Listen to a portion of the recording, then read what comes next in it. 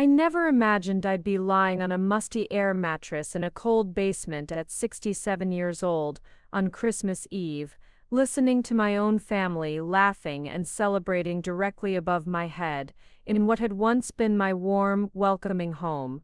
The ceiling creaked with every footstep as they moved about freely in the house I had lovingly maintained for over 3 decades, while I shivered under a thin blanket that smelled of mildew and forgotten storage. Before we jump back in, tell us where you're tuning in from, and if this story touches you, make sure you're a subscriber, because tomorrow, I've saved something extra special for you. Tell us a duh. But there I was, staring at exposed pipes and water stains, wondering how my daughter Grace, the same little girl I'd rocked to sleep through countless nightmares, could stand by and watch while her husband Lucien announced that the guest room situation had been resolved, and I should be grateful for any accommodation at all during the holidays. What they didn't know was that tomorrow morning, I would make one phone call that would change everything. A call that would expose the web of lies and manipulation they'd built around me, and reveal a truth so shocking that it would send their carefully constructed house of cards tumbling down faster than Christmas morning wrapping paper. But I'm getting ahead of myself. Let me start from the beginning, because what happened next would prove that even at 67, Selma Milliken wasn't finished fighting for what was rightfully hers. The day had started like any other December 24th, for the past 5 years since Grace and Lucien had temporarily moved in to help me manage the big house after my husband Carl passed away. I'd been up since dawn, preparing the traditional Christmas Eve feast that our family had enjoyed for generations. Honey-glazed ham with pineapple rings, my mother's secret recipe stuffing sweet potato casserole with mini marshmallows, and the famous Milliken family green bean casserole that had been passed down through 4 generations of women. The kitchen filled with the warm, familiar sense of the holidays as I worked, my hands moving through the practiced motions of meal preparation that had become second nature over decades of hosting family gatherings. The dining room table was already set with my grandmother's fine china, the delicate porcelain pattern with tiny blue roses that I'd inherited and treasured, only bringing it out for the most special occasions. Each place setting was carefully arranged with the sterling silver that Carl and I had received as wedding gifts 43 years ago, polished to a brilliant shine that caught the light from the crystal chandelier overhead. This house on Maple Street had been our sanctuary, our pride and joy that we'd saved every penny to purchase back in 1985. It was a stately Victorian with original hardwood floors, crown molding, and 3 bedrooms upstairs, plus a cozy den where Carl used to read his evening newspaper by the fireplace. The front porch wrapped around 2 sides of the house, complete with the wooden swing where we'd spent countless summer evenings watching the neighborhood children play in the street. Every room held memories: the kitchen where I'd taught Grace to bake her first cookies, the living room where we'd opened Christmas presents for over 2 decades, the master bedroom where Carl had drawn his final peaceful breath while I held his hand. After Carl's funeral, the house had felt impossibly large and empty. Grace, who had been struggling financially with her new husband Lucien, suggested they move in just temporarily, to help with expenses and keep me company during my grief.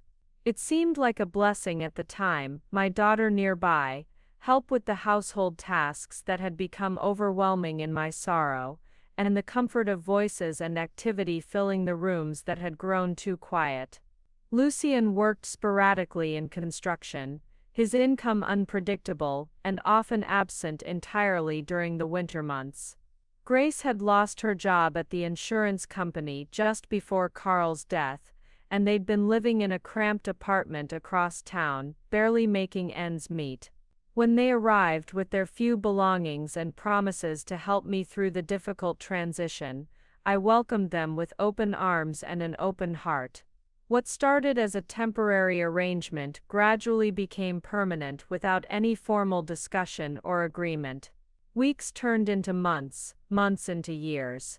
They took over the master bedroom, claiming I'd be more comfortable in the smaller guest room to avoid the memories. They converted Carl's den into their living space, installing a large television and gaming system that dominated the peaceful room where my husband had spent his final years reading and reflecting. Slowly, subtly, my role in my own home began to shift. Grace started making decisions about grocery shopping, saying she was helping me stay within budget. Lucien began handling the yard work and minor repairs, but only after consulting me about expenses in a way that made me feel like I was imposing on their generosity rather than maintaining my own property. When neighbors or friends came by, Grace would often intercept conversations, explaining that I was still adjusting and might be confused about household matters. The changes were so gradual, so carefully presented as help and concern, that I barely noticed when I stopped being the head of my own household and became something closer to a dependent relative being cared for by the younger generation. My opinions about decorating, meal planning, and even social activities were increasingly dismissed as outdated or impractical. When I objected to changes they made to the house, they would exchange glances and speak to me in the patient, patronizing tone, reserved for elderly relatives who could no longer be trusted with important decisions. But it was this Christmas Eve that everything came to a head. As I worked in the kitchen, preparing what I thought would be our family celebration, Grace entered with an expression I'd never seen before, cold, calculating, and completely devoid of the warmth I'd always associated with my daughter's face.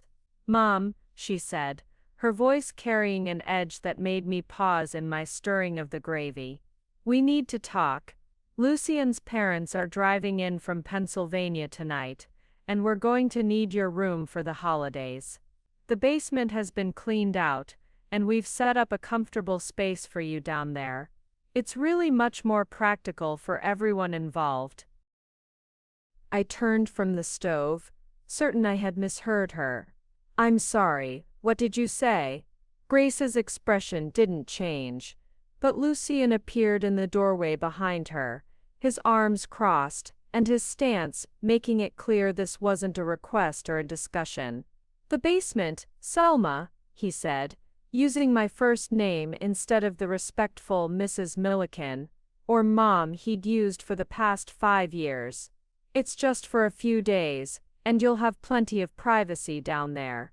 Virginia and Randolph need a real bedroom, not some makeshift arrangement."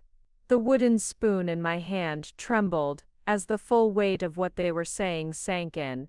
They wanted me to spend Christmas in the basement of my own home, so that Lucien's parents could have my bedroom.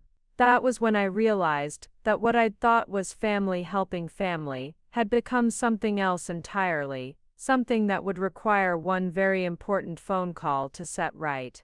The silence that followed Lucien's declaration stretched like a taut wire between us. I could hear the grandfather clock in the hallway, ticking away the seconds, the same clock that Carl had wound religiously every Sunday morning for 23 years. Now it seemed to be counting down to something I wasn't sure I was ready to face. "You can't be serious," I whispered, my voice barely audible over the bubbling of the gravy on the stove behind me. The kitchen suddenly felt smaller, the walls closing in as Grace and Lucien stood there with expressions that told me they were deadly serious indeed. Grace stepped forward, her voice taking on that artificially sweet tone she'd been using more frequently over the past year, the one that made me feel like a confused child who needed gentle guidance, rather than a woman who had raised her, supported her, and given her a home when she had nowhere else to go. "Mom, please don't make this more difficult than it needs to be," she said, reaching over to turn off the burner under my gravy. The gesture was small, but it felt like another piece of my autonomy being stripped away. "Virginia has arthritis in her knees, And you know how hard it is for her to navigate stairs. The basement actually has its own entrance through the bulkhead. You'll have complete privacy and independence. Preparing and narrating this story took us a lot of time, so if you are enjoying it, subscribe to our channel. It means a lot to us. Now back to the story. Independence. The word hung in the air like smoke. How could being banished to a basement be called independence? I looked at my daughter, really looked at her, and tried to find traces of the little girl who used to help me bake cookies in this very kitchen, who would stand on a step stool beside me and carefully measure flour while asking endless questions about everything from why sugar made things sweet to where babies came from.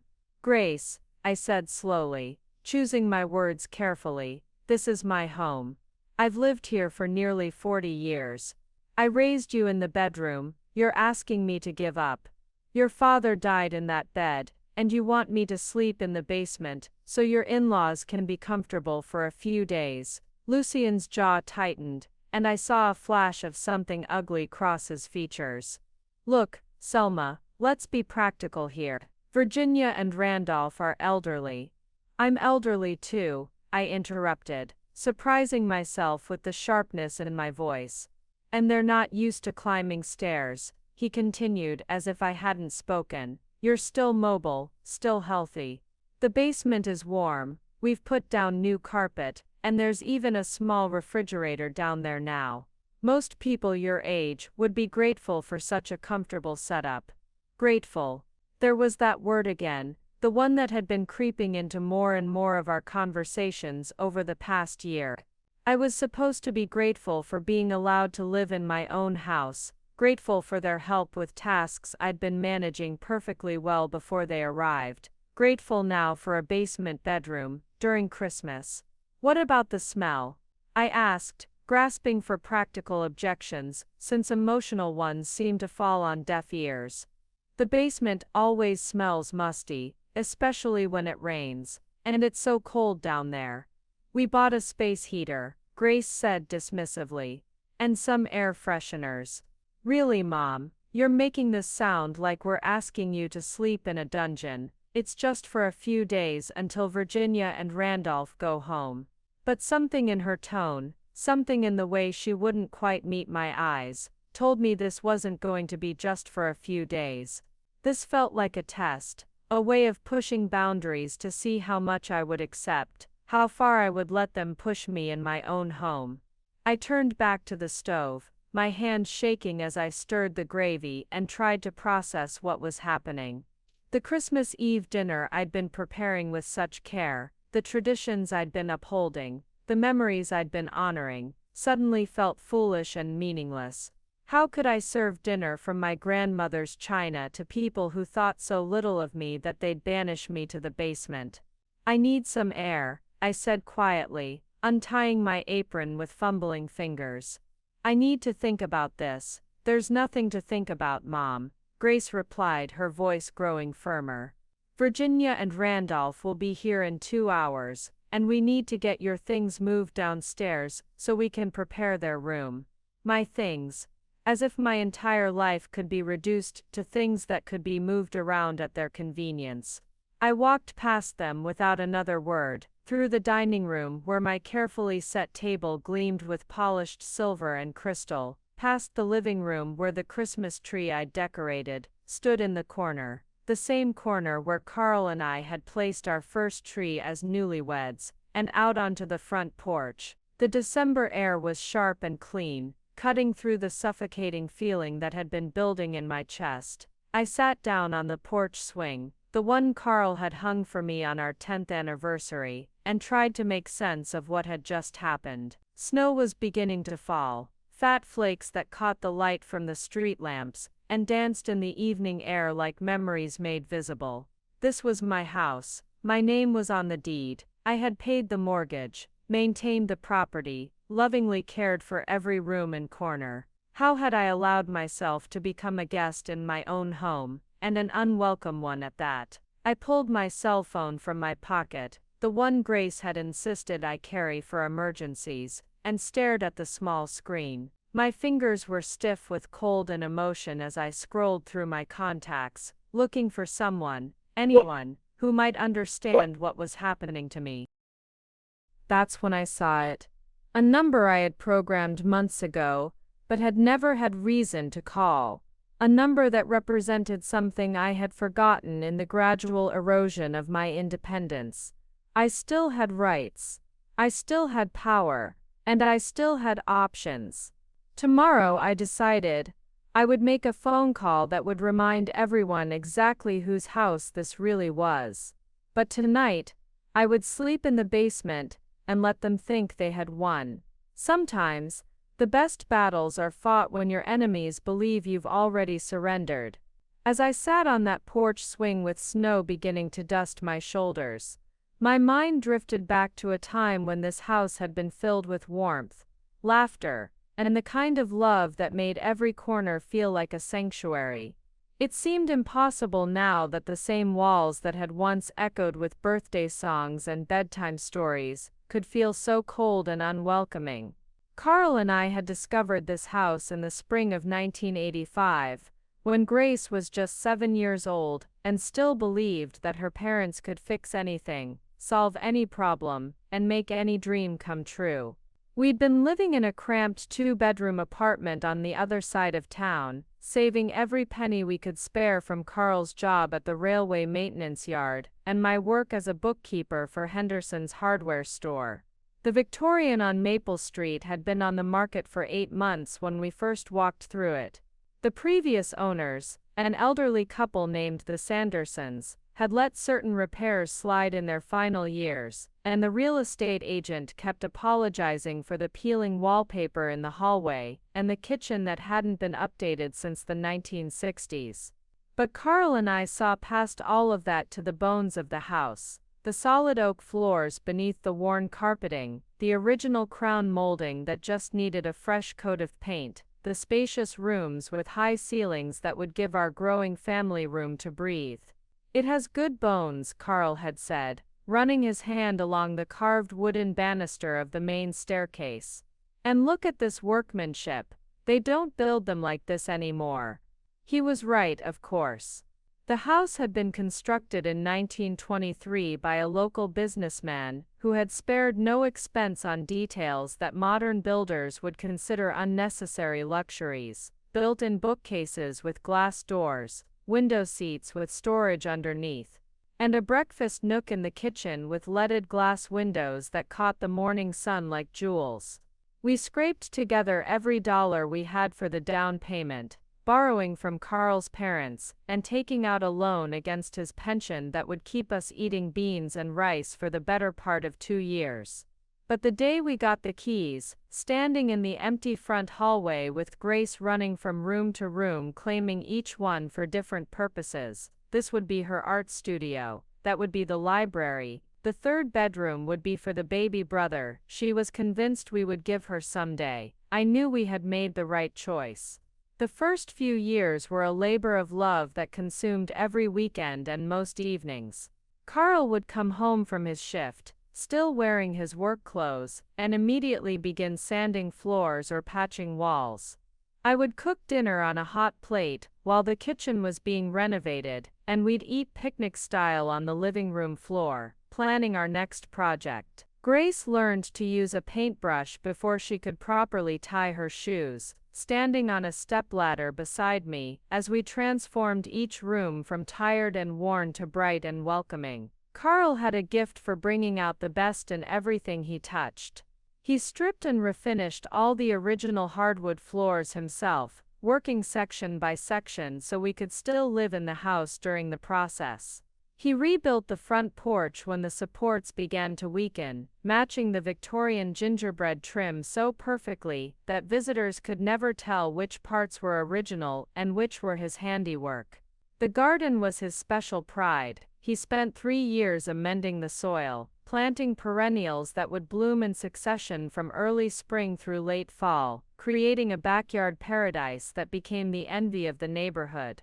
By the time Grace started high school, our house had become the gathering place for her friends and their families.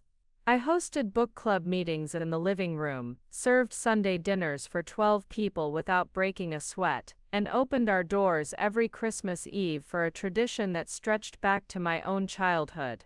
Carl built an addition onto the dining room to accommodate our growing circle of friends and chosen family, and installed the chandelier that still hung there, a crystal beauty he'd found at an estate sale, and rewired himself.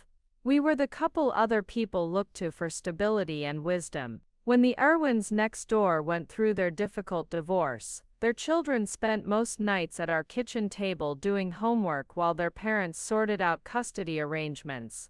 When young Randolph Adams started dating Virginia Patterson, they would sit on our front porch swing discussing their dreams for the future, while Carl offered advice about marriage and I supplied endless glasses of sweet tea and homemade cookies. Our house became a symbol of what was possible when two people worked together toward a common goal. We proved that love and determination could transform anything, that patience and planning could create something beautiful and lasting. The mortgage payments that had seemed so overwhelming in those early years gradually became routine, and eventually became a source of pride as we watched the principal balance shrink with each monthly payment. Grace grew up surrounded by this example of partnership and perseverance. She learned to cook at my elbow, absorbed Carl's work ethic by watching him tackle project after project, and understood that a home wasn't just a place to live, but a reflection of the people who cared for it. When she graduated from high school, she chose a college only 2 hours away, because she couldn't bear to be too far from the house that had shaped her understanding of what family meant. Carl and I had 43 years in that house together. We celebrated Grace's wedding reception in the backyard under the maple tree Carl had planted the year we moved in. We nursed each other through illnesses, supported each other through the lean years when the railway was cutting jobs, and dreamed together about the grandchildren who would someday play in the same rooms where Grace had grown up.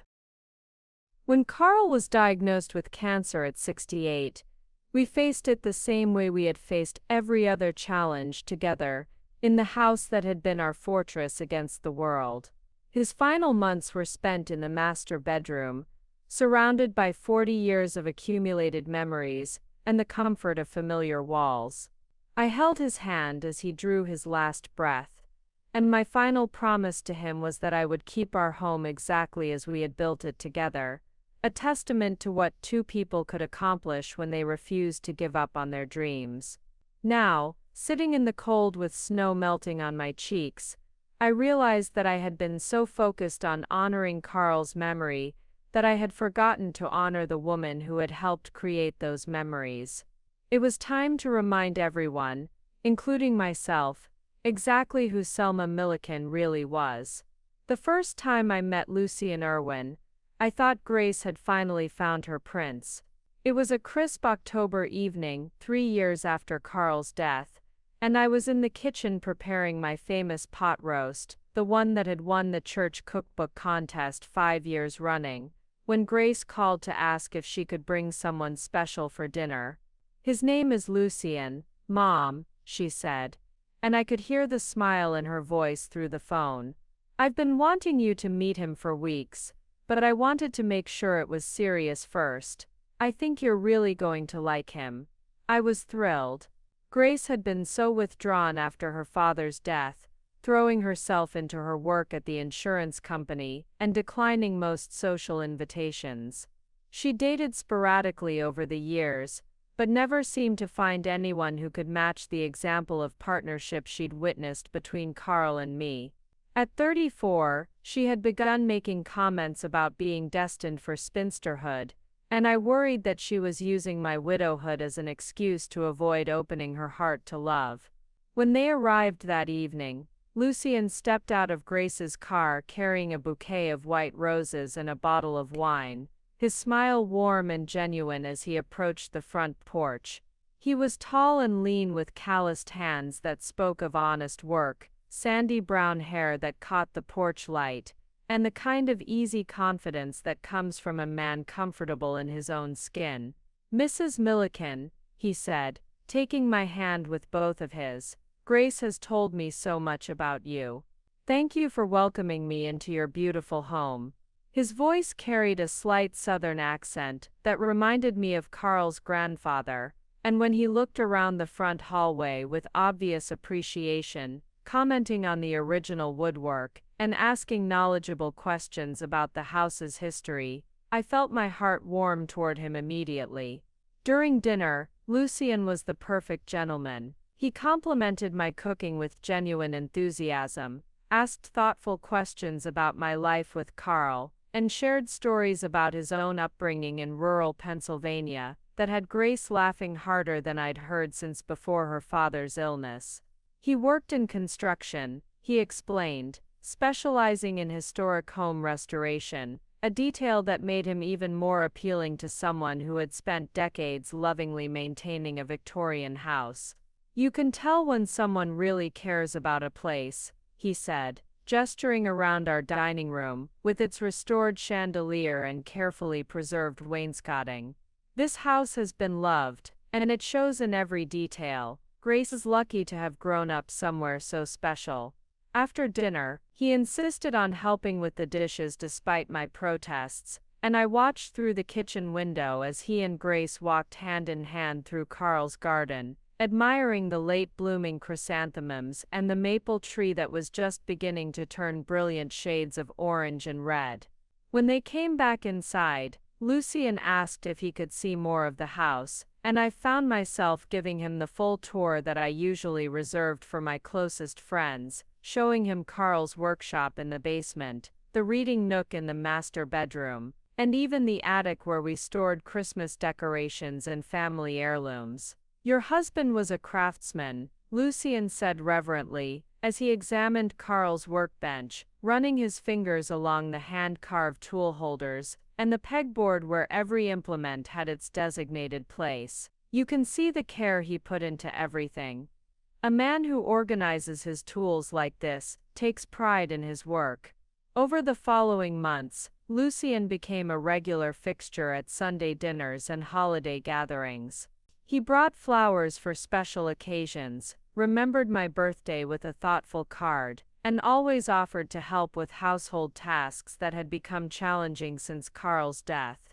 When a pipe burst in the basement that winter, Lucien appeared within an hour of my frantic phone call, tools in hand and ready to tackle the problem before it could cause serious damage. "I can't let you pay a plumber for something I can fix myself," he insisted when I tried to offer compensation.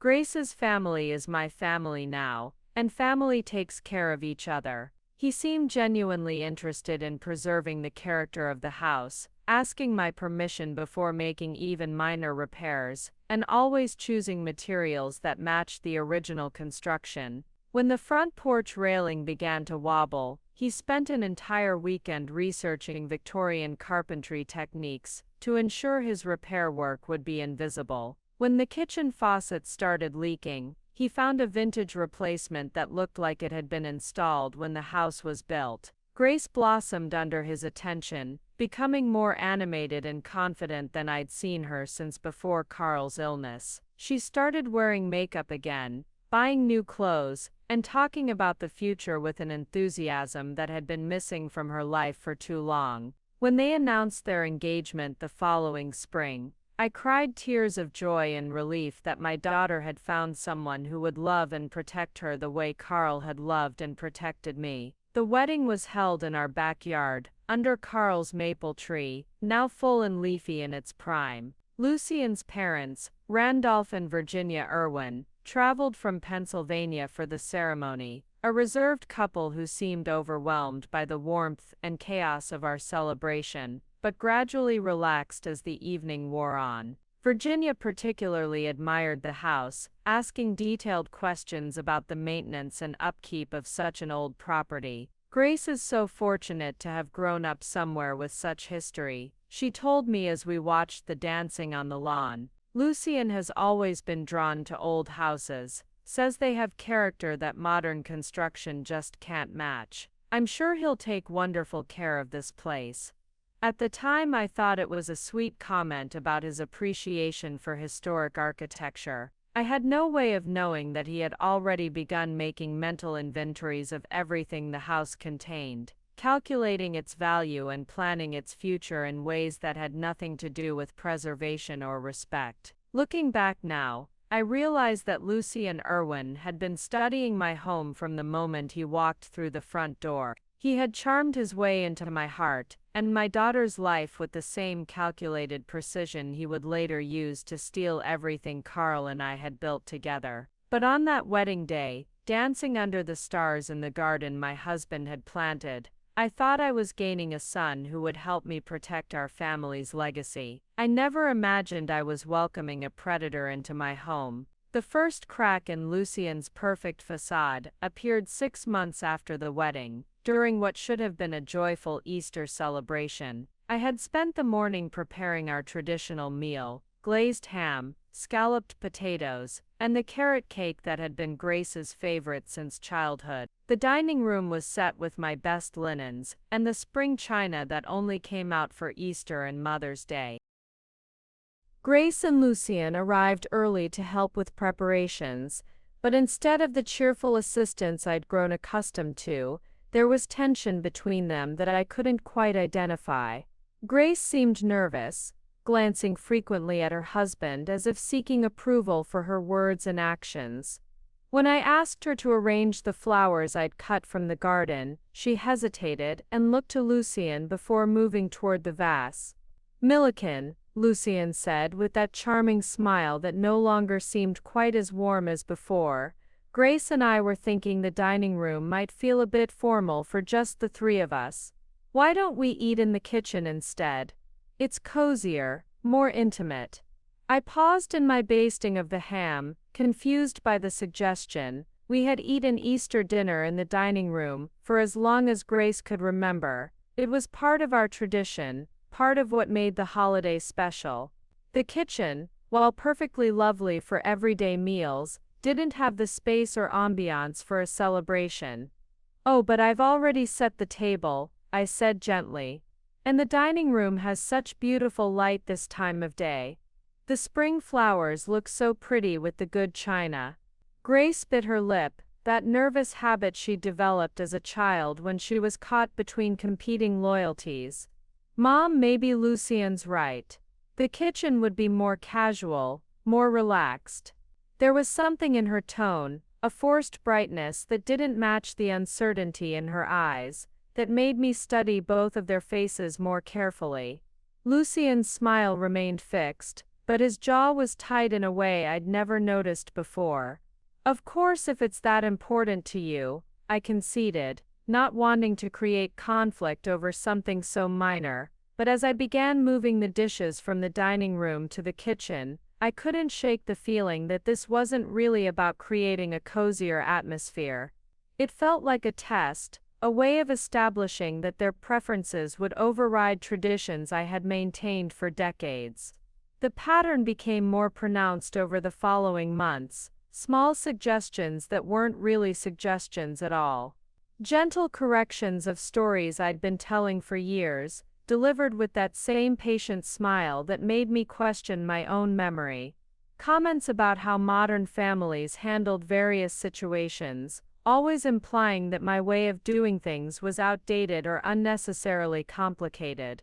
When I mentioned wanting to repaint the guest bathroom, something Carl and I had discussed before his death, Lucien offered to handle the project himself. "No need to spend money on contractors," he said reasonably. "I can do it for the cost of materials." But when I showed him the soft sage green I'd selected, he shook his head with apparent concern. "That's a pretty color, Mrs. Milliken, but it's going to show every smudge and fingerprint. How about something more practical? A nice neutral beige would be much easier to maintain." His tone was so helpful, so logical, that I found myself agreeing despite my preference for the green that would complement the antique fixtures Carl had restored. Grace began deferring to him on matters that had previously been our shared decisions. When I asked her opinion about replanting the garden bed by the front porch, she automatically looked to Lucien before responding. "Whatever you and Lucien think is best," Mom became her standard reply to most questions, as if her own preferences had become irrelevant. The changes were subtle enough that I convinced myself I was being oversensitive. After all, they were newlyweds adjusting to married life, and I was a widow still learning to navigate relationships without Carl's steady presence beside me. When friends mentioned that Grace seemed different, quieter, less decisive, I defended the change as natural maturation. But the incident with Mrs. Sanders from next door finally opened my eyes to what was really happening. Eleanor Sanders had been my neighbor for 15 years, and we had developed the comfortable friendship that comes from shared morning coffee and gardening advice over the back fence. When she stopped by one afternoon to return a casserole dish, Lucien answered the door, despite my call that I would get it. "I'm sorry, Mrs. Sanders," I heard him say in that polite but firm tone, "but Selma is resting right now. The doctor says she needs to limit her social activities while she adjusts to her new medication." I wasn't resting. I was in the kitchen, wide awake and perfectly capable of speaking for myself. And I wasn't taking any new medication that would require limiting my activities. But by the time I reached the front door, Eleanor was already walking back toward her house, with a concerned expression that told me she believed every word Lucien had said. "Why did you tell her I was sick?" I asked, trying to keep my voice light and curious rather than accusatory. Lucien's expression was all innocence and concern. "You seemed tired today, and I know how much you value Mrs. Sanders' friendship. I didn't want you to feel obligated to entertain when you weren't feeling your best." The explanation was reasonable, caring even. But I wasn't tired, and I hadn't asked for his protection from my own neighbor. More troubling was the realization that he was comfortable lying to people about my condition, creating a narrative of frailty and confusion that simply didn't exist. That night, as I lay in bed listening to Grace and Lucien's muffled conversation through the thin walls, I caught fragments that chilled me. "Getting worse, maybe we should for her own good."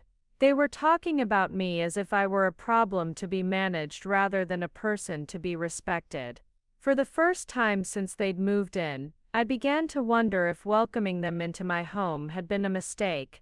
The morning that changed everything started like any other Tuesday in November. I was in the kitchen making my usual breakfast of oatmeal with cinnamon and sliced bananas when the sharp pain hit me like lightning across my chest. The wooden spoon clattered to the floor as I gripped the counter, gasping as the pain radiated down my left arm and up into my jaw. "Grace," I called out, my voice weaker than I intended. The pain was unlike anything I'd ever experienced, not the dull ache of arthritis, or the sharp twinge of a pulled muscle, but something deep and terrifying that made my entire body feel like it was shutting down. Grace appeared in the doorway in her bathrobe, her hair still mussed from sleep. One look at my face, and she was immediately alert, rushing to my side as I slumped against the kitchen cabinet. "Mom, what's wrong? What's happening?" My chest, I managed to whisper. "Can't breathe properly." The next few hours passed in a blur of sirens, concerned faces, and the sterile brightness of the hospital emergency room. The diagnosis was both frightening and fortunate. A mild heart attack that had caused damage, but not enough to be life-threatening with proper treatment. The cardiologist, a young woman with kind eyes and a reassuring manner, explained that I would need significant lifestyle changes and couldn't live alone anymore. "The next few months will be critical for your recovery, Dr. Patterson told Grace and Lucien, as I lay connected to monitors that beeped steadily in the background. "She'll need help with daily activities, medication management, and someone should be with her at all times in case of another episode." Many families find that assisted living facilities are the best option in situations like this. "Absolutely not," I said firmly, surprised by the strength in my voice, despite the tubes and wires. "I'm not leaving my home." Dr. Patterson nodded understandingly. With proper support, home care can definitely work. But it requires a significant commitment from family members. Someone would need to be available 24 hours a day, at least initially. Grace and Lucien exchanged a look I couldn't quite interpret. There was something calculating in Lucien's expression, a wheels-turning quality that made me uneasy even through my medication-induced haze. "Of course we'll take care of her," Grace said quickly. "She'll stay with us. We've been living in her house anyway. This just makes it more official." More official. The phrase stuck with me as they wheeled me back to my room. What exactly did she mean by that? The answer became clear over the following weeks as I recovered at home. What had once been temporary assistance became permanent control, justified by my medical condition and presented as loving care. Grace took over managing my medications, organizing them in a weekly pill dispenser, and bringing them to me at scheduled times throughout the day. Lucien handled all interactions with delivery people, repair services, and even friends who called or stopped by. "The doctor said you need to avoid stress," became their standard explanation for why I couldn't answer my own phone or make my own decisions about visitors. "We're just trying to protect you and help you focus on getting better." The pills they gave me made everything feel fuzzy around the edges. Simple tasks that I'd performed automatically for decades, balancing my checkbook, planning meals, even following the plot of my favorite television shows, suddenly required enormous effort. When I mentioned this to Grace, she assured me it was normal. "Heart medications can affect your thinking for a while," she said with that patient tone I'd grown to dread. "Dr. Patterson said it might take months for you to feel like yourself again. That's why it's so important that you let us handle the complicated stuff." But I hadn't been prescribed any medications that should cause cognitive problems. I knew this because I'd been managing Carl's complex medication regimen for the final 2 years of his life, and I'd researched every drug thoroughly. The pills Grace was giving me didn't match what Dr. Patterson had prescribed during my discharge consultation. When I tried to bring this up, Grace dismissed my concerns with increasing firmness. "Mom, you're getting confused. This is exactly what the doctor ordered." I picked them up from the pharmacy myself. The word confused appeared in more and more of their conversations about me. I was confused about my medication schedule, confused about which bills had been paid, confused about conversations we'd had just days before. According to them, my confusion was getting worse, requiring more intervention and oversight. Gradually, I stopped being consulted about decisions regarding my own life. Grace began handling all my financial affairs, explaining that managing money was too stressful for someone recovering from a heart attack. Lucien took over maintenance of the house, making repairs and improvements without asking my opinion first. "We're just trying to take the burden off your shoulders," he said when I questioned why he was painting the living room without discussing the color choice with me. "You shouldn't have to worry about these things while you're recovering." But I wasn't recovering, I was disappearing. Each day, a little more of my independence, my autonomy, my very identity as the owner and head of this household was stripped away and redistributed to people who claimed to love me but treated me like an inconvenient problem to be managed. The heart attack had given them the perfect excuse to take control of everything Carl and I had built together, and I was too medicated and isolated to fight back effectively. At least, that's what they thought. What they didn't know was that 30 years of managing Carl's business affairs and maintaining this house had taught me to be very, very careful about documentation. And despite the fog of whatever pills they were giving me, I was still sharp enough to recognize when something didn't add up. The question was whether I was strong enough to do anything about it. Recovery, I learned, was a convenient word that could justify almost anything. In the weeks following my heart attack, everything I had once controlled in my own home gradually slipped away under the guise of helping me heal. It started with small things that seemed reasonable given my condition. Grace took over grocery shopping, explaining that the stress of crowded stores and heavy bags might trigger another episode. She began choosing different brands than I'd used for decades, generic cereals instead of the name brand oatmeal I preferred, cheaper cuts of meat that required longer cooking times I no longer had the energy for. "We need to be more budget conscious now, Mom," she explained when I questioned the changes. "Medical bills are expensive, and we can't be wasteful when money is tight." But I had excellent insurance through Carl's railroad pension, and my savings account had more than enough to cover any out-of-pocket expenses. When I mentioned this, Grace's expression tightened with what looked like impatience quickly masked as concern. "The medications are making you forgetful about our financial situation," she said gently. "I've been handling the bills while you recover, and trust me, we need to economize wherever possible." Lucien's improvements to the house became more frequent and more extensive. He replaced the old furnace without consulting me, choosing a more efficient model that required relocating the thermostat to a position I couldn't easily reach from my bedroom. He updated the electrical panel in the basement, installing new circuit breakers and moving switches so that controlling various parts of the house now required navigating unfamiliar systems.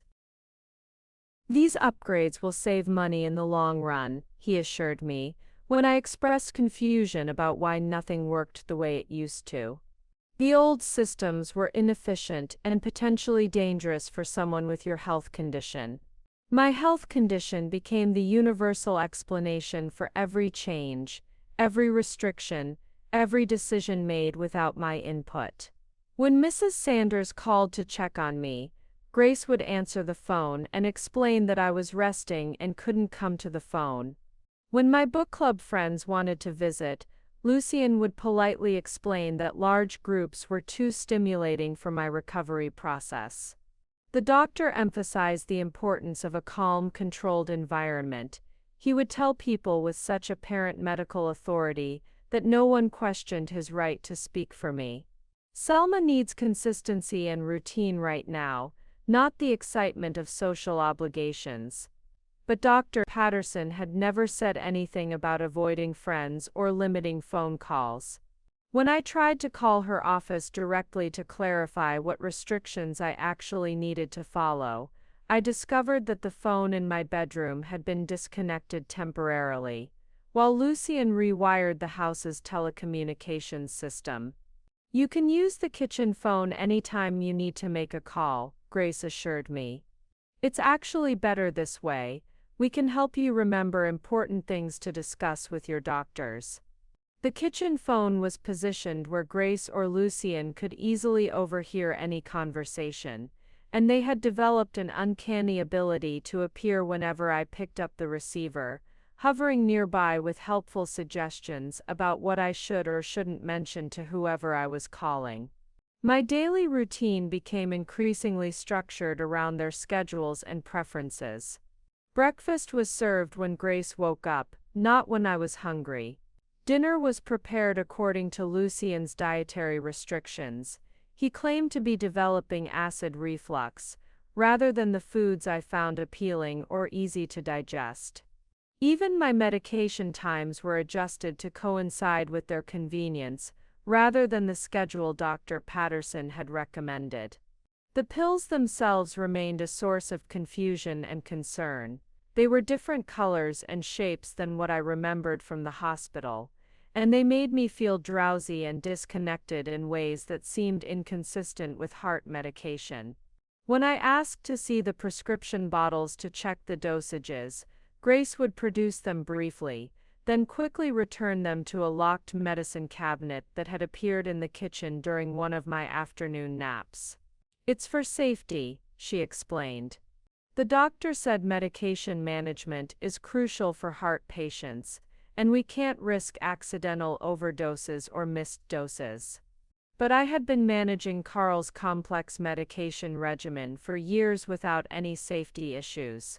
I knew how to read prescription labels, how to track dosing schedules, and how to identify potential drug interactions. The locked cabinet wasn't protecting me from confusion, it was preventing me from understanding what I was actually taking. My financial affairs underwent similar restructuring. Grace convinced me Whoa! to add her name to my checking account for emergencies, then gradually took over paying all the bills herself. She would show me statements and receipts, but the numbers never seemed to match my understanding of our household expenses. Everything costs more now, she would explain when I questioned unusually large expenditures. Inflation, you know, plus your medical expenses are higher than you realize. But when I asked to see the actual medical bills, Grace would become evasive, claiming they were filed away in the office upstairs that had once been Carl's den, but now served as their private workspace. The door to that room was kept locked, and my attempts to discuss what was happening in there were dismissed as unnecessary worry about paperwork that was being handled competently without my involvement. By December, 5 months after my heart attack, I felt like a guest in my own home, a confused, medicated guest whose opinions were politely acknowledged but rarely implemented. The house still looked familiar from the outside, but inside, everything had been reorganized according to systems I didn't understand and couldn't control. That's when Grace and Lucien announced that his parents would be spending Christmas with us, and I would need to give up my bedroom so they could be comfortable during their visit. It was the final boundary crossing that made me realize this wasn't about my health or their helpfulness. This was about ownership, and somehow, without my understanding or consent, I had stopped owning the life I'd spent 67 years building. The conversation that shattered my remaining illusions happened 3 days before Christmas, and I never would have heard it if I hadn't gotten up in the middle of the night for a glass of water. The medication Grace gave me each evening usually kept me unconscious until morning, but that night something, perhaps divine intervention or simple luck, woke me at 2 a.m. with a terrible thirst. I made my way carefully down the dark hallway, moving slowly to avoid triggering the motion sensor lights that Lucien had installed for my safety. As I approached the kitchen, I heard voices coming from the dining room, Grace and Lucien speaking in urgent whispers that carried clearly through the quiet house. "Almost ready," Lucien was saying. "The paperwork will be finalized next week, and then we won't have to worry about her objecting to anything anymore." I froze in the doorway, Oh! my bare feet suddenly cold against the hardwood floor. "They were talking about me. Are you sure it will hold up legally?" Grace's voice carried an anxiety I'd never heard before. "What if she realizes what we've done and tries to fight it?"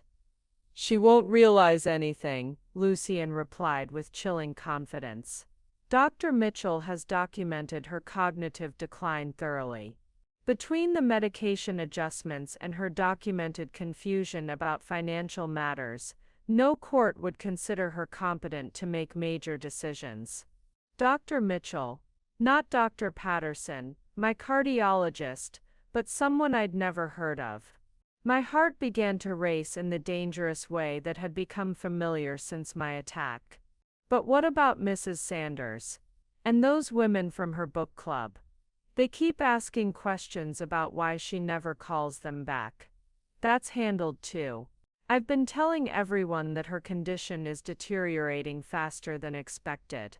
Mrs. Sanders actually thanked me yesterday for protecting Selma from the embarrassment of social situations she can't handle anymore. Lucien's voice carried a note of satisfaction that made my stomach turn. Grace was quiet for a moment, and when she spoke again, her voice was smaller, more uncertain. "Sometimes I feel like we're going too far. She's still my mother, and she doesn't seem as confused as you say she is."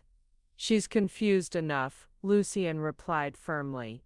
"And she's going to get worse whether we help it along or not. At least this way, we can make sure the house stays in the family, instead of being sold to pay for some nursing home."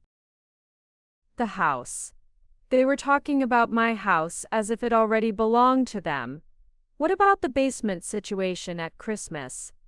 Grace asked. What if she refuses to go down there? She won't refuse. Not if we present it right. Your parents will be here, remember? She won't want to cause a scene in front of guests. And if she does object, well, that's just more evidence of her declining mental state. I pressed myself against the wall, my legs suddenly weak. Virginia and Randolph weren't coming for Christmas. Grace's parents had been dead for 3 years, killed in a car accident that had devastated Grace, and been one of the reasons Lucien's kindness had seemed so precious during their courtship. I still think Virginia and Randolph might notice something's wrong, Grace continued. They knew Mom before, when she was more herself. Lucien's voice turned hard. Virginia and Randolph will see exactly what we tell them to see. An elderly woman whose mind is failing, and who needs constant supervision for her own safety. They'll probably be relieved that we're handling everything so they don't have to worry about her anymore. The pieces fell into place with horrible clarity. Virginia and Randolph Irwin, Lucien's parents, were real. It was Grace's parents who existed only in the fiction they were creating to justify moving me to the basement.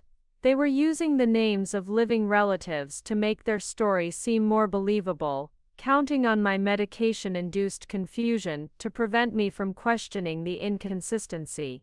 The power of attorney paperwork is almost complete, Lucien continued. Once that's signed, we'll have legal control over all her decisions. The basement arrangement becomes permanent, and we can start making the house modifications we discussed. What if she won't sign it? She will, Doctor. Mitchell has been adjusting her evening medication to make her more compliant. By New Year's, she'll sign whatever we put in front of her. Dr. Mitchell. The name clicked with a horrible realization. He wasn't my doctor at all. He was someone Lucien had found, someone willing to prescribe medications based on fabricated symptoms and falsified reports of cognitive decline. The pills that made me feel foggy and disconnected weren't treating my heart condition. They were deliberately impairing my mental function to make their theft seem justified. I just want this to be over, Grace whispered, and for a moment she sounded like the little girl who used to crawl into my bed during thunderstorms. I hate lying to her. I hate seeing her so confused and sad. The confusion isn't permanent, Lucien assured her. Once everything is settled and she accepts the new arrangement, we can reduce the medication. She'll be happier when she doesn't have to worry about maintaining this big house anymore. But I knew that wasn't true. The confusion was the point. It gave them legal justification for taking control of my life and my property. Once they had power of attorney, and I was established as mentally incompetent, reducing my medication would only risk exposing their scheme. They were planning to keep me drugged and isolated for the rest of my life, turning me into a profitable burden they could use to justify living in my house and controlling my assets. As I stood there in the dark hallway, listening to my daughter and son-in-law plan my systematic erasure, I felt something I hadn't experienced since Carl's death, a burning, clarifying rage that cut through the pharmaceutical fog like sunlight through clouds. They thought they were so clever, using my own love for Grace and my trust in family bonds to steal everything I'd worked. They thought the medication would keep me compliant and confused indefinitely. They had forgotten that I was Selma Milliken, the woman who had helped Carl build a successful life from nothing, who had managed complex business affairs for decades, and who had survived 67 years by being stronger and smarter than people expected. Tomorrow, I would let them move me to the basement as planned. I would smile and take their pills, and act like the confused old woman they needed me to be. But I would also make a phone call that would remind them exactly whose house they were trying to steal. They wanted to play games with legal documents and fake medical reports. Fine, let's see how well their scheme held up when someone who actually knew the law got involved. Christmas Eve morning arrived with the kind of bitter cold that makes old houses creak and settle, as if the building itself was protesting the season. I woke in the basement for the first time in my life, staring at the low ceiling where Carl's old fishing rods hung from hooks he'd installed 20 years ago. The air mattress beneath me had lost some of its firmness overnight, leaving me with an ache in my hip that matched the deeper pain in my chest. Above me, I could hear the sounds of preparation, footsteps moving back and forth across the kitchen floor, cabinet doors opening and closing, the familiar rhythm of holiday cooking that had once been my domain. But today, Grace was preparing Christmas dinner without me, in my kitchen, using my recipes, and I was relegated to this underground exile like some shameful family secret. The space heater hummed in the corner, doing little to combat the dampness that seemed to seep through the concrete walls. Lucien had been right about one thing. They had put down new carpet, a cheap Berber in an unfortunate shade of brown, that already showed stains from the basement's occasional moisture problems. The small refrigerator they'd mentioned contained a carton of milk that was already beginning to sour, some leftover sandwich meat, and a bottle of water. My Christmas breakfast would apparently consist of whatever I could cobble together from these meager supplies. At precisely 8 a.m., Grace appeared at the top of the basement stairs with my morning medication and a piece of toast on a paper plate. Her eyes avoided mine as she descended, and I noticed she moved quickly, as if prolonging our interaction might awaken her dormant conscience. "Good morning, Mom," she said with forced brightness. "How did you sleep? I brought your pills and a little breakfast to hold you over until dinner." I looked at the medications in her palm. 3 pills that I now knew had nothing to do with treating my heart condition, and everything to do with keeping me compliant and confused. The toast was dry and appeared to be made from the cheap bread they'd been buying instead of the whole grain I preferred, and could easily afford. "When will Virginia and Randolph be arriving?" I asked, testing whether Grace would maintain the fiction in daylight. Her hesitation was brief but telling. "Later this afternoon. They're driving down from Pennsylvania. Remember? The weather might slow them down." Pennsylvania, where Lucien's parents actually lived. The lie was so seamlessly integrated into their story that I had to admire the planning involved, even as it sickened me. "I'd like to call and wish them a Merry Christmas before they arrive," I said, watching her face carefully. "Do you have their phone number handy?" Grace's smile faltered for just a moment. "Oh, they're probably still on the road. Why don't we wait until they get here? Besides, you know how you get confused on the phone sometimes. It might be better to greet them in person." There it was again. The casual dismissal of my mental capabilities, delivered with such practiced concern that anyone listening would think she was protecting me from embarrassment rather than preventing me from exposing their deception. "Grace," I said quietly, "I need to ask you something, and I want you to tell me the truth." Her body tensed, and I saw her grip tighten on the pill bottle. "Of course, Mom. What is it? Are these medications really what Dr. Patterson prescribed for my heart condition?" The question hung in the air between us like smoke. Grace's face went through a series of micro-expressions: surprise, fear, calculation, and finally a kind of resigned determination. "Mom, we've been through this before.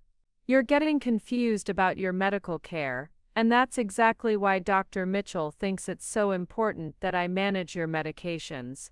You can't remember from day to day what you're supposed to take or when." Dr. Mitchell again. The phantom physician who apparently existed solely to justify their control over my treatment. I made a mental note to remember that name for the phone call I planned to make. "I'd like to speak with Dr. Mitchell myself," I said, "to clarify my treatment plan." Grace's laugh was pitched too high, betraying her nervousness. "Oh, Mom, you've tried calling him before, remember? You get so flustered on the phone with doctors, and then you forget what they tell you anyway. That's why he prefers to communicate through me. It's more efficient for everyone. The gaslighting was so systematic, so thoroughly integrated into every interaction, that I began to understand how they'd managed to convince not only our neighbors, but apparently themselves that their behavior was justified. They had created an entire alternate reality, where I was mentally incompetent, and they were my devoted caregivers, sacrificing their own comfort to manage my declining condition. "Well," I said, forcing myself to sound defeated, "I suppose you know best." Grace's relief was visible. "I do, Mom. I really do. Now take your medication and try to rest a little before our guests arrive. It's going to be a busy day." I placed the pills in my mouth obediently, waiting until she turned to climb the stairs before spitting them into my hand. The toast would serve as a convenient place to hide them until I could flush them down the basement toilet later. As Grace's footsteps receded across the floor above, I heard Lucien's voice greeting her. "How is she this morning? Any problems?" She asked about calling Virginia and Randolph, and she questioned her medication again. "But I think the new dosage Dr. Mitchell recommended is working." She gave up pretty easily. Their voices faded as they moved toward the kitchen, leaving me alone with the bitter taste of pills I hadn't swallowed, and the growing certainty that I was running out of time. Once they had me sign whatever power of attorney documents they'd prepared, my legal options would become much more limited. But they had made one crucial mistake in their careful planning. They assumed that because I was old and recently widowed, I would be passive and trusting indefinitely. They assumed that their medication would keep me too confused to recognize what was happening, or too compliant to resist. What they didn't know was that I had spent 40 years helping Carl navigate the complex bureaucracy of railroad employment, insurance claims, and property management. I knew how systems worked, how to find the right people to call, and how to ask the right questions to get answers. More importantly, I knew exactly whose name was on the deed to this house, whose signature was on the mortgage that had been paid off 3 years ago, and whose authorization would be required for any legal transfer of ownership. Tonight, while they celebrated their successful manipulation upstairs, I would make a phone call that would remind them that Selma Milliken was far from defeated. In fact, I was just getting started. Christmas Eve stretched before me like a prison sentence as I sat in the basement listening to the sounds of celebration that should have included me. The muffled voices above carried fragments of conversation and laughter that felt like echoes from another life, the life I'd lived in this house for nearly 40 years before it was stolen from me by people who claimed to love me. Around noon, I heard a car door slam in the driveway, followed by voices I didn't recognize greeting Grace and Lucien at the front door. Virginia and Randolph Irwin had arrived, and from their warm exchanges with their son, it was clear they had no idea their visit was being used to justify my exile to the basement. "Lucien, the house looks wonderful," Virginia's voice carried through the floor joists. "And something smells absolutely divine. Grace, you've outdone yourself." Grace's response was too muffled to make out clearly, but I caught enough to understand that she was accepting credit for the Christmas dinner preparation, recipes and techniques I had taught her, using my cookware and my dining room to host a celebration in my own home, while I sat in exile below. The afternoon wore on with the rhythmic sounds of family gathering, chairs being moved around the dining table, the clink of my grandmother's china being placed for dinner, the opening and closing of the kitchen door, as final preparations were made. At one point, I heard Virginia ask, "Where is Grace's mother?" I was looking forward to meeting her. Lucien's response was clear and practiced. "Selma had a setback this week. Her dementia symptoms have worsened significantly. The doctor thinks large gatherings are too overwhelming for her now. She's resting downstairs where it's quiet."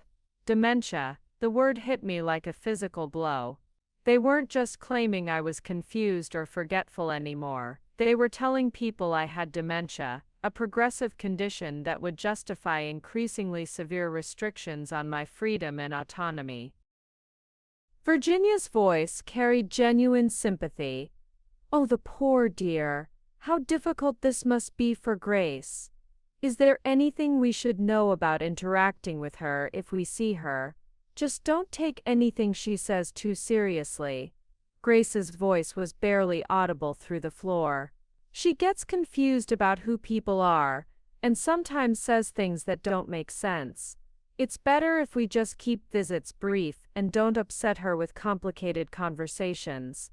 They were systematically destroying my credibility with anyone who might question their version of events. By the time Virginia and Randolph left, they would return to Pennsylvania with a story about Grace's poor mother whose mind was failing, creating a network of witnesses who would support their narrative if anyone ever investigated the situation. As the afternoon faded into evening, the celebration above grew louder and more festive. I could hear Carl's old Christmas records playing on the stereo system he'd installed in the living room, Bing Crosby crooning White Christmas and Nat King Cole's warm voice rapping around the Christmas song.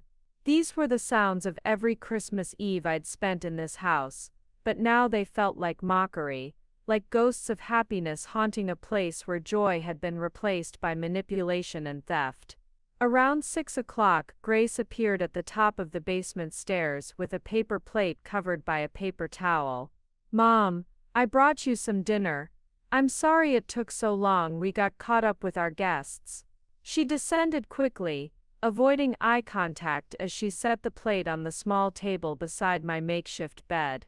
When she pulled away the paper towel, I saw a small portion of ham, a scoop of mashed potatoes, and some green beans, all served on disposable dinnerware, while upstairs, Virginia and Randolph ate from my wedding china at my dining room table. "This looks lovely, dear," I said, injecting as much confusion into my voice as I could manage. "But remind me, who are the people upstairs? I keep hearing voices, but I can't quite remember who's visiting." Grace's relief at my apparent cognitive decline was visible and heartbreaking. "Those are Lucien's parents, Mom. Virginia and Randolph. They came for Christmas, remember?" "Oh yes, of course," I said vaguely. "And where am I sleeping tonight? I seem to have gotten turned around." "You're in your new room in the basement, Mom. It's quieter down here, better for your condition. The doctor thought it would help with your confusion to have fewer distractions." Her lies came so easily now, delivered with such apparent concern that I could almost believe she had convinced herself they were true. Perhaps that was how she lived with what she was doing, by genuinely believing that I was the confused old woman she described to others. "Grace," I said, letting my voice tremble slightly, "I'm scared. Sometimes I don't remember things, and I don't understand what's happening to me." For just a moment, her mask slipped and I saw the daughter I had raised, the girl who used to cry when she found injured birds in the yard, who had sobbed in my arms when her goldfish died, who had always been driven by compassion rather than greed. "Oh, Mom," she whispered, sitting on the edge of my air mattress and taking my hand. Oh, "I'm scared too. But we're taking care of you, we're making sure you're safe and comfortable." "I know you are, sweetheart," I replied, squeezing her hand gently. "I'm so grateful for everything you and Lucien are doing for me." The lie tasted bitter, but it served its purpose. Grace's expression softened with relief and what might have been genuine affection for the confused, grateful mother she needed me to be. After she left, taking the basement stairs 2 at a time to rejoin her celebration, I sat in the dark, listening to the sounds of my own Christmas dinner being enjoyed by people who had stolen my place at my own table. But as the evening deepened and the voices above gradually quieted, oh, I felt something I hadn't experienced in months: hope. Because tomorrow was December 25th, and most offices would be closed, but I knew one number that would be answered regardless of the holiday. A number that would connect me to someone who had the power to remind Grace and Lucien exactly whose name was on the deed to this house. The darkest hour before dawn was about to end. Christmas morning in the basement was nothing like the 40 years of Christmas mornings I had celebrated in this house. Instead of waking to the smell of cinnamon rolls baking and coffee brewing, I opened my eyes to the musty scent of concrete and the distant sound of wrapping paper being torn upstairs, a celebration happening without me in my own home. But today felt different. Today the fog that had clouded my thinking for months seemed thinner, clearer. Perhaps it was because I had been spitting out the evening pills for 3 days now, or perhaps it was the crystallizing anger that had burned away the last vestiges of denial about what Grace and Lucien were doing to me. I had spent the early morning hours lying awake, planning the phone call that would change everything. The number I needed was programmed into my cell phone, the one Grace thought I was too confused to use properly, under a contact I had created months ago but never expected to need. At exactly 9 a.m., when I knew the house would be quiet as Grace and Lucien slept off their Christmas Eve celebration, I retrieved my phone from where I had hidden it inside an old coat hanging in the basement storage area. My fingers were steady as I scrolled through my contacts, past the names of friends I wasn't allowed to call anymore, past the doctors whose appointments were now managed without my input, to the entry I was looking for. Adam's Property Management emergency line. The phone rang twice before a familiar voice answered. Adam's Property Management, this is Rudy Adams speaking. How can I help you this Christmas morning?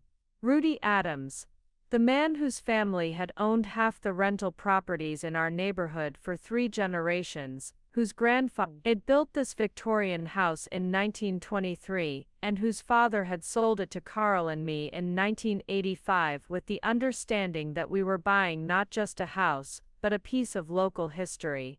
Mr. Adams, I said, keeping my voice low but clear, this is Selma Milliken at 412 Maple Street. I'm sorry to call on Christmas morning, but I have an emergency situation that I believe requires your immediate attention. There was a pause, and I could hear the sound of children playing in the background before Rudy's voice returned, warmer now with recognition. Mrs. Milliken? Selma? My goodness, I haven't heard from you in years.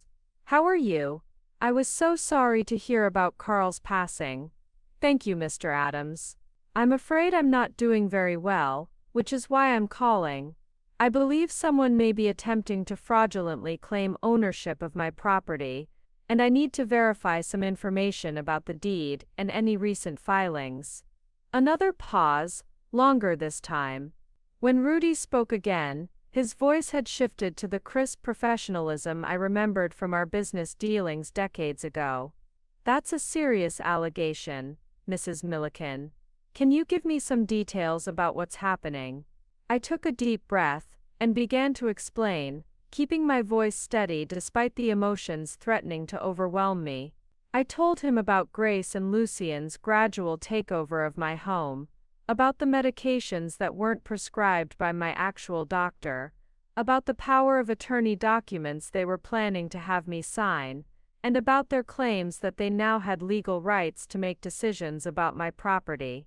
They've been telling people that I have dementia, I continued, and using that as justification for taking control of my finances and living arrangements. Yesterday they moved me to the basement to make room for guests, and I'm beginning to understand that they don't intend for this to be temporary. Rudy's voice was grim when he responded, Mrs. Milliken, I need to ask you some questions to verify your identity and mental competency. Can you tell me the exact date you and Carl purchased the house, the original purchase price, and the name of the attorney who handled the closing? The questions came easily, details I had reviewed countless times over the years, when refinancing or updating our homeowner's insurance. I recited the information clearly and accurately, including specifics about modifications we had made to the property and permits we had obtained through the city planning office. And the mortgage was satisfied when, Rudy asked.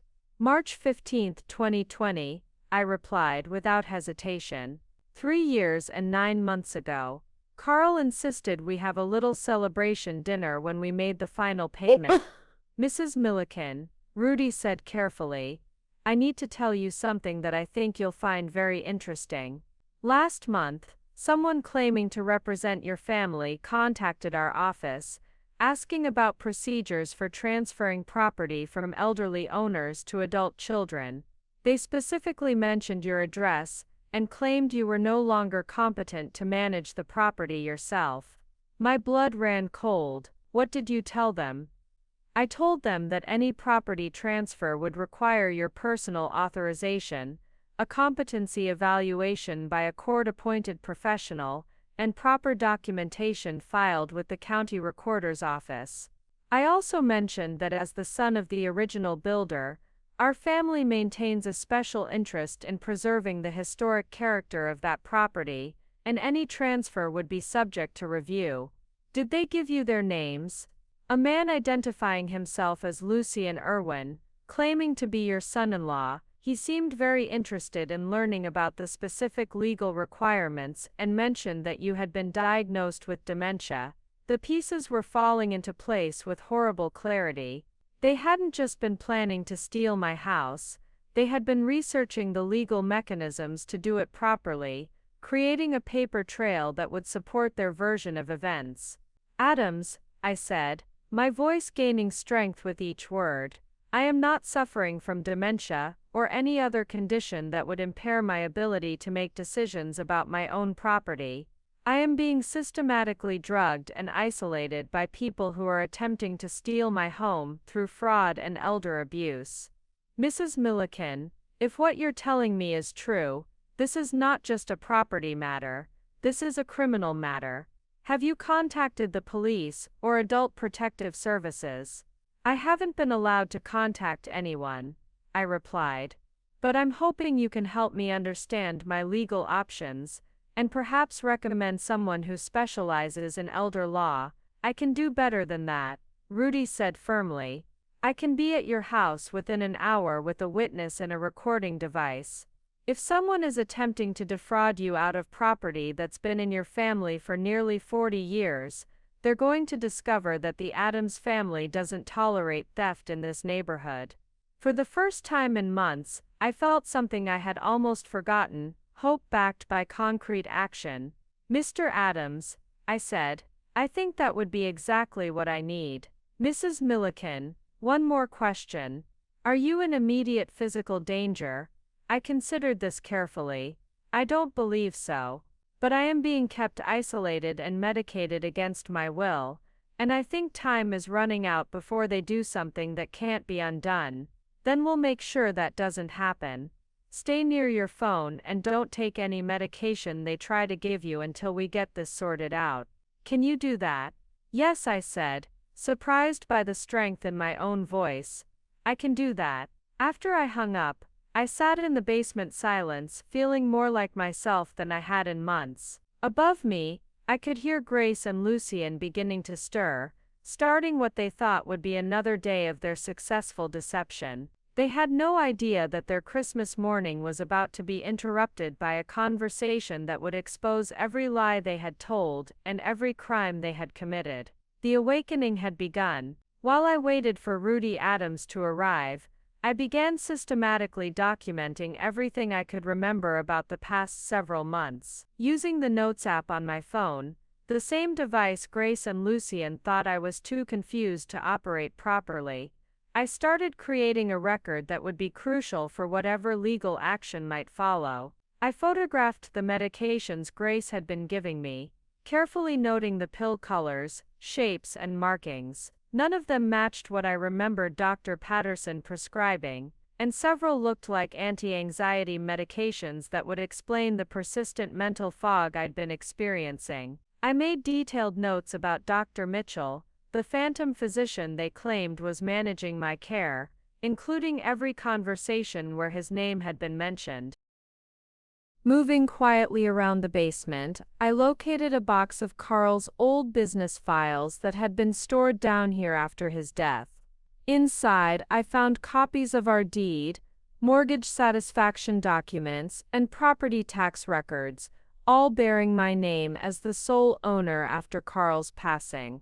I photographed each document, creating digital copies that couldn't be hidden or destroyed. The sound of movement upstairs told me Grace and Lucien were awake and beginning their Christmas morning routine. I could hear Grace's voice, pitched higher than usual with what sounded like anxiety. "Where did you put those papers from Dr. Mitchell?" she was asking. Mom seemed more alert yesterday, and I'm worried she might start asking more questions. "They're locked in the filing cabinet upstairs," Lucien replied. "Relax. Even if she asks questions, who's going to believe a woman with documented dementia over her caring family members?" I pressed myself against the basement ceiling, straining to hear more of their conversation. But what if she tries to call someone? You know how she gets ideas sometimes. Her phone barely works down there, the reception is terrible in the basement, and even if she did manage to call someone, what would she say? That her loving daughter is taking care of her. That would just confirm what everyone already believes about her condition. Their confidence was staggering. They had planned every detail so carefully that they truly believed they were untouchable. But as I listened to them discuss my mental state, like I was a problem to be managed rather than a person to be respected, I felt my remaining doubts about involving outside authorities disappear completely. At 10:30, I heard a car door slam in the driveway, followed by unfamiliar voices. Grace's tone immediately shifted to the artificial sweetness she used with people outside our family. "Good morning. Can I help you with something? Mrs. Irwin, I'm Rudy Adams from Adams Property Management. I believe your mother called about some property management questions. Is she available to speak with us?" The silence that followed was so complete I could hear my own heartbeat. Then Lucien's voice, carefully controlled but with an underlying tension that hadn't been there moments before. "I'm afraid there's been some misunderstanding. My mother-in-law has been experiencing some cognitive difficulties lately. She's not really capable of making business calls or handling property matters anymore." "I see," Rudy replied pleasantly. "Well, we'd still like to speak with her directly, if you don't mind. It's standard procedure for property ownership verification." "She's resting right now," Grace interjected quickly. "The holidays have been overwhelming for her, and the doctor said she needs to avoid stressful situations." "This won't be stressful at all," another voice said, a woman I didn't recognize. "We just need a few minutes of her time to clear up some questions about the property deed." The conversation above grew more heated, with Grace and Lucien insisting I was too confused to speak with anyone, while the visitors politely but firmly insisted on their right to verify information directly with the property owner. I smiled as I climbed the basement stairs, phone in hand with all my documentation ready.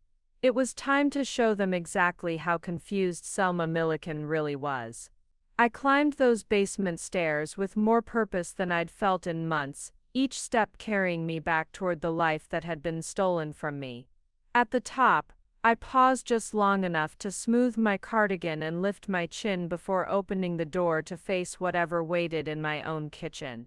Grace and Lucien stood near the back door, their bodies tense with barely controlled panic as they spoke in urgent whispers to two people I didn't immediately recognize. The moment I appeared, all conversation stopped, and 4 pairs of eyes turned toward me with expressions ranging from surprise to calculation. "There she is," said a tall man with graying hair and kind eyes, stepping forward with a warm smile. "Mrs. Milliken, I'm Rudy Adams. Thank you for calling me this morning." "Mr. Adams," I replied, my voice steady and clear. "I'm so grateful you could come on Christmas morning. And who is your colleague?" "This is Sarah Mitchell, an attorney who specializes in elder law and property rights. When you described your situation, I thought her expertise might be valuable." Grace stepped forward quickly, her face a mask of concerned embarrassment. "Mr. Adams, I'm so sorry my mother bothered you on Christmas. As I explained, she's been having some cognitive issues lately, and sometimes she gets confused about. I'm not confused about anything. I interrupted firmly, my voice cutting through her practiced explanation like a blade. I'm perfectly aware that you and Lucien have been systematically drugging me, isolating me from friends and medical care, and planning to steal my house through fraudulent legal documents. The silence that followed was deafening. Lucien's face had gone pale, while Grace looked like she'd been slapped. Mom, you're not thinking clearly.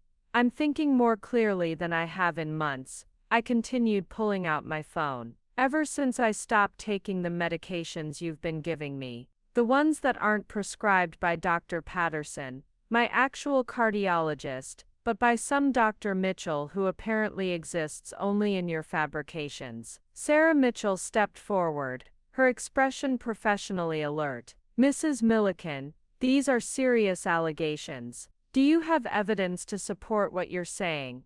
I handed her my phone, showing the photographs I'd taken of the medications, the property documents, and my detailed notes about the phantom doctor and the fake dementia diagnosis. What I don't understand, I said, looking directly at Lucien, is how you thought you could get away with this when you don't even own the house you're trying to steal. Lucien's expression shifted from defensive to confused. What do you mean? You own this house. We've been living here with you.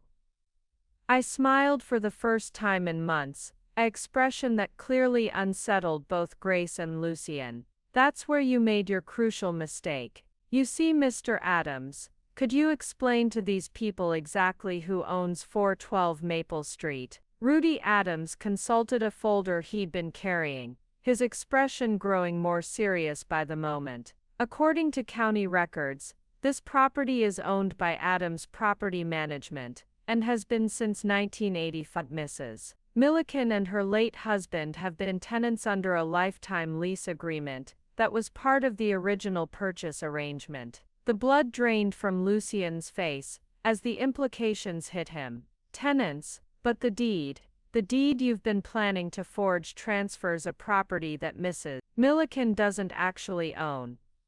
Sarah Mitchell explained coldly, which makes your scheme not just elder abuse, but attempted fraud against a property management company, a felony that carries significantly more serious penalties. Grace sank into a kitchen chair, her face pale with shock. Mom, I don't understand. You always said this was our house, our family home. It is our family home, I replied gently. Carl and I had a special arrangement with Mr. Adams' father. We maintained the property as if we owned it, and in return, we had the right to live here for our lifetimes. But legal ownership has always remained with the Adams family, which means, Rudy Adams continued, that any attempt to manipulate Mrs. Milliken into signing property transfer documents was doomed to fail from the beginning. You can't transfer property you don't own. Lucien's composure finally cracked completely. This is impossible. We researched everything. We had lawyers look at the options. Someone would have told us. Someone did tell you, I said quietly. Mr. Adams told you last month, when you called asking about property transfers. You just didn't listen carefully enough to what he was actually saying. Sarah Mitchell stepped forward, her voice carrying the authority of law enforcement. Mr. and Mrs. Irwin, I need to inform you that based on what I've heard here today, I'm legally obligated to report suspected elder abuse to the appropriate authorities. I'd strongly recommend you contact an attorney immediately. Grace looked up at me with tears in her eyes, and for a moment I saw my little girl again, confused, scared, and finally understanding the magnitude of what she'd done. Mom, she whispered, I'm so sorry. We never meant for it to go this far. I studied my daughter's face, seeing both the woman who had betrayed me and the child I had raised with such hope and love. The choice of what happened next was entirely mine. Grace, I said quietly, you have exactly 1 hour to pack your belongings and leave my home. Both of you. The confrontation was over. The house was mine again, and Christmas morning had never felt so bright. The next hour passed like a strange, dreamlike reversal of everything that had happened over the past months. Grace and Lucien moved through my house with the frantic efficiency of people who finally understood that their time was up, packing belongings they had spread throughout rooms that were never truly theirs. I sat at my kitchen table, my table in my kitchen, watching them dismantle the life they had built on lies and manipulation. Sarah Mitchell remained with me, documenting everything for the legal proceedings that would follow, while Rudy Adams made phone calls to ensure that proper authorities were notified about the attempted fraud. "Mrs. Milliken," Sarah said gently, "I want you to know that what you've done today took remarkable courage. Many people in your situation never find the strength to fight back." "I had excellent teachers," I replied, thinking of Carl and the decades we'd spent working together to build something meaningful. "My husband always said that the most important thing you own is your dignity, and you can't let anyone take that from you." Grace appeared in the kitchen doorway, a suitcase in each hand and tears streaming down her face. "Mom, I know you probably can't forgive me, but I need you to know that I never wanted to hurt you. We were so desperate, and Lucien convinced me that this was the only way to keep the family together." I looked at my daughter, seeing both the woman who had betrayed me and the frightened child who had made terrible choices under the influence of someone who didn't have her best interests at heart. "Grace," I said quietly, "you're my daughter, and I love you. But love doesn't mean accepting abuse, and family doesn't mean giving up everything you've worked for. You and Lucien need to leave now, and you need to figure out how to build a life that doesn't depend on stealing from other people." She nodded, unable to speak through her tears, and turned toward the front door where Lucien was loading their car with the possessions they'd accumulated during their time in my house. After they drove away, the silence in my house felt different than it had during those terrible months of isolation. This wasn't the oppressive quiet of imprisonment, it was the peaceful silence of a home where I could finally breathe freely again. Sarah Mitchell helped me contact Dr. Patterson's office to schedule an appointment for the following week where we would document the effects of the unauthorized medications and establish a baseline for my actual health status. Rudy Adams provided me with contact information for a home health aid service, not because I needed supervision, but because having someone check on me occasionally would help prevent future manipulation attempts. "What happens to Grace and Lucien now?" I asked as Sarah prepared to leave. "That depends partly on you," she replied. "We have enough evidence to pursue criminal charges for elder abuse, fraud, and conspiracy. But as the victim, your wishes will carry significant weight in how the prosecutor decides to proceed." I thought about this carefully.